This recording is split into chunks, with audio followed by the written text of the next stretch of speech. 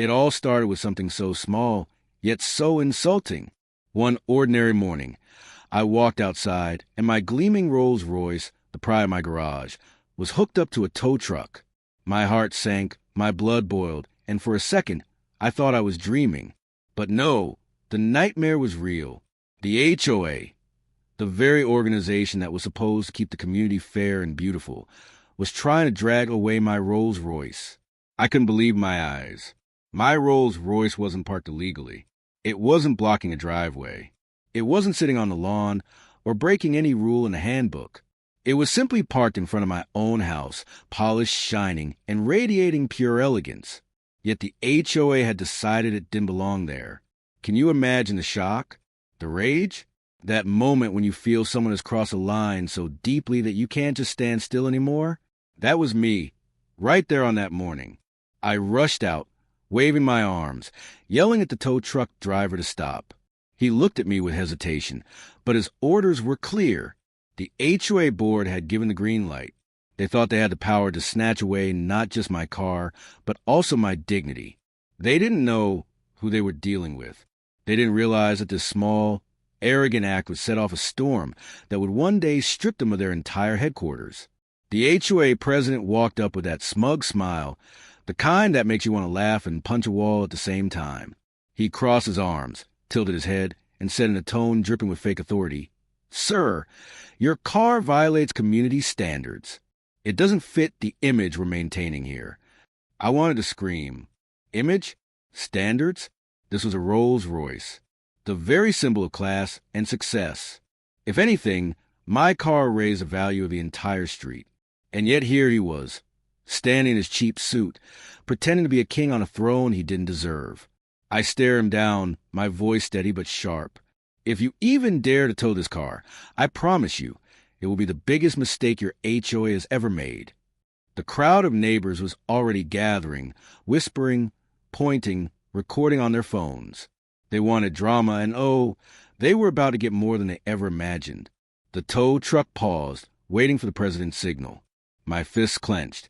My jaw tightened. My mind was racing. This wasn't just about a car. This was about power, respect, and justice.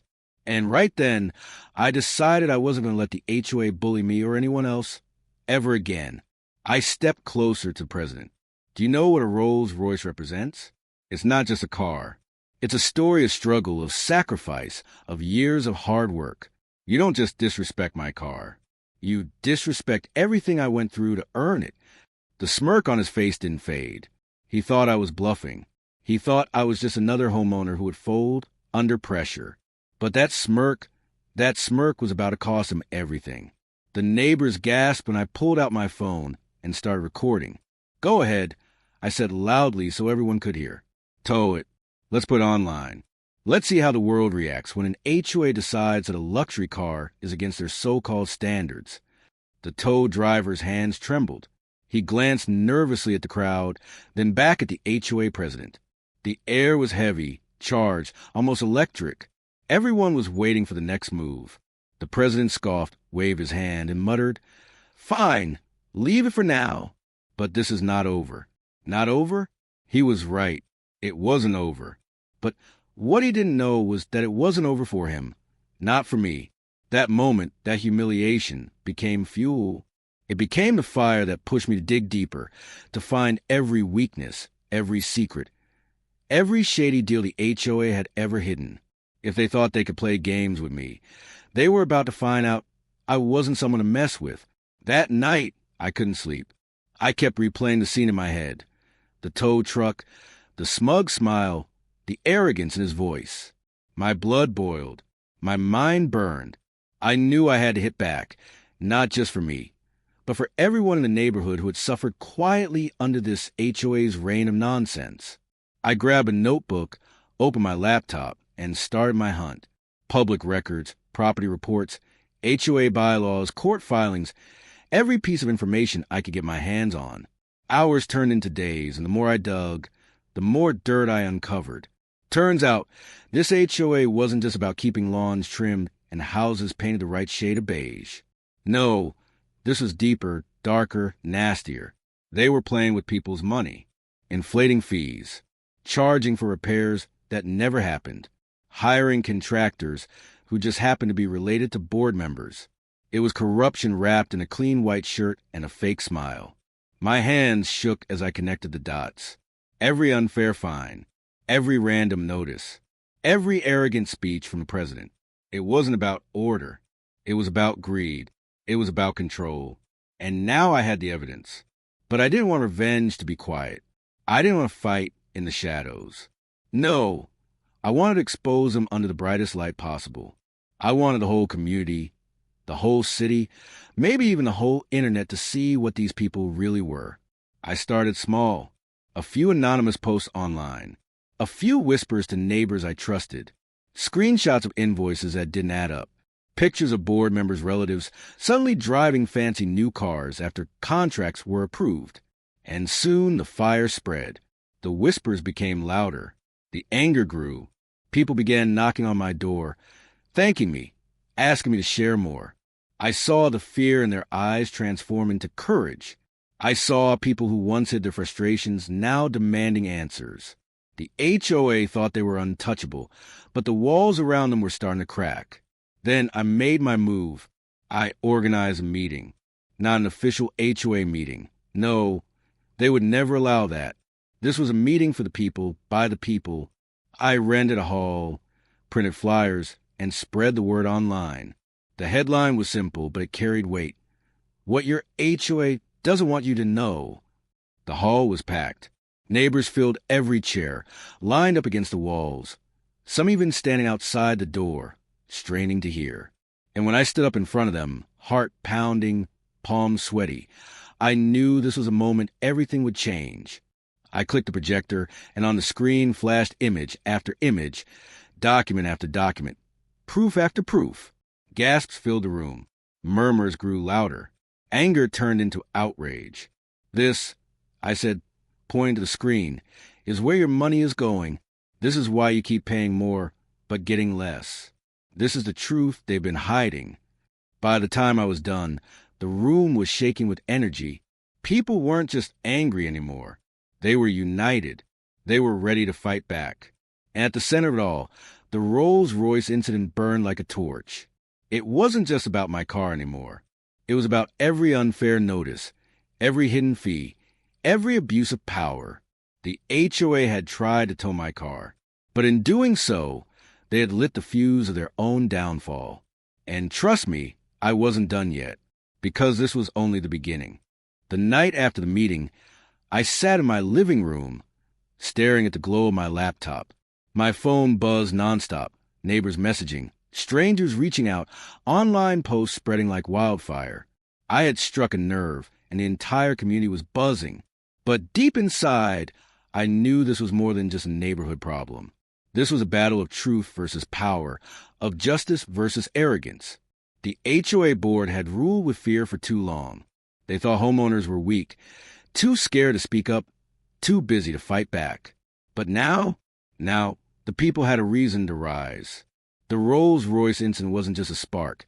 It was a blazing fire. And I was determined to keep it burning until their empire of lies crumbled to ash. The very next morning, I received a letter. A formal, threatening, intimidating piece of paper from the HOA's attorney. Cease and desist.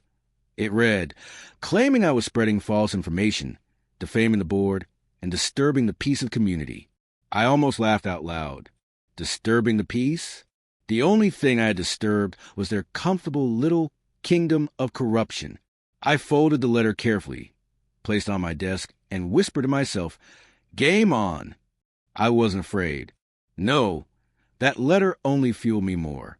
Because while they tried to scare me with lawyers and fancy words, I had something more powerful, the truth. And truth, once it catches fire, is impossible to contain. I started gathering even more evidence. I filed public information requests. I dug through county records, old newsletters, contractor agreements. And what I found made my blood run cold. The HOA had been funneling thousands of dollars into maintenance projects that never happened. A new playground? Never built. Landscaping improvements? Nothing but weeds. Repairs to community facilities? All on paper, none in reality. But here's the kicker. The building they called their headquarters, it wasn't even fully paid off. The HOA was drowning in debt, pretending to be powerful while secretly cracking under financial pressure. They were fragile, and I knew exactly where to strike. I decided to go public, not just to neighbors, but to the entire city. I contacted local journalists. I shared documents, recordings, testimonies. At first, a few reporters brushed me off, thinking it was just another petty HOA complaint. But then, when I dropped the bomb, the proof of misused funds, the shady contracts, the financial rot hiding under their carpet, they listened. And once the media listens, the world listens. The story hit the local news. Headlines screamed across TV screens and online articles. Homeowners exposed corruption in HOA. Luxury car almost towed, now HOA faces investigation. Community in revolt against HOA mismanagement. The HOA board panicked. They called an emergency meeting, trying to spin the story, trying to paint me as a troublemaker, a liar, a rebel with no respect for authority. But by then it was too late. The people had already seen the proof. The people had already chosen their side. And spoiler alert, it wasn't theirs. At the next community gathering, something incredible happened. People who once stayed silent stood up with shaking voices and trembling hands, sharing their stories. An elderly woman described how she had been fined for a garden gnome on her porch. A single mother explained how she was threatened with foreclosure over late fees that were never properly recorded. A veteran, his voice cracking, told the room how he was humiliated by the HOA for having a flag slightly faded by the sun. Every story was a dagger. Every testimony was a crack in the wall of the HOA's false authority. And then came the moment that flipped everything upside down. One neighbor, a quiet man who rarely spoke, walked up with a folder in his hand. He placed it on the table in front of everyone and said, "I used to do accounting work for one of the contractors they hired. What I saw wasn't just mismanagement. It was theft." The room gasped. He opened the folder, revealing invoices, bank transfers, and signed approvals from the HOA president himself. Money wasn't just missing. It was being siphoned directly into personal accounts. The room erupted. People shouted, cried, demanded justice. The HOA president's face turned pale, his smug arrogance replaced by pure fear. For the first time, he looked small, weak, powerless. And me? I stood in the back, arms crossed, heart pounding, knowing the endgame was near. Within weeks, lawyers got involved. Not their lawyers, ours. The community pooled resources, hired legal experts, and filed a massive lawsuit against the HOA. Investigations opened. Audits were ordered. The walls of their headquarters, once seen as a fortress, now felt like a crumbling castle surrounded by angry villagers with torches. The pressure was too much. Board members started resigning one by one, hoping to escape before the storm fully hit. But the president? He tried to hold on, tried to fight, tried to cling to the last threads of power. But no matter how loud he shouted, no matter how many letters he sent, no one listened anymore. And then the final blow came. The bank repossessed the HOA headquarters building. The very place they used as their throne, their symbol of power, was stripped away from them in broad daylight. The locks were changed. The doors were shut. The building was gone. When the news broke, I drove by slowly, my Rolls Royce purring like a lion, polished and shining brighter than ever. I parked right in front of the empty building, stepped out, and smiled. Neighbors joined me. Some cheered, some hugged, some cried tears of relief. The empire of arrogance had fallen. The HOA had tried to tow my car, but in the end, they lost everything. And the lesson? Never underestimate the power of one voice. Never let fear silence you. Never allow arrogance to trample over justice. Because sometimes the very thing they try to take from you becomes a spark that burns their entire kingdom down. That day, as I stood there with my community beside me, I realized something powerful. This wasn't just about a car. It wasn't just about money. It was about standing up when it mattered most. It was about showing that ordinary people, when united, can take down even the most arrogant of giants. The Rolls Royce still sits in my driveway today, gleaming in the sunlight, a reminder of that battle. Every time I see it, I don't just see a car. I see victory. I see courage. I see a community that refused to bow down. And to anyone listening right now, I'll say this. Never let anyone tell you that you're too small to make a difference. Never let anyone tow away your dignity, your pride, or your truth. Fight for what's right, because when you do, the world will stand with you. Backhand index pointing right. If this story lit a fire in your heart, share it. Subscribe. Tell others, because the fight for fairness isn't just mine. It's ours. And together, we can win every single time.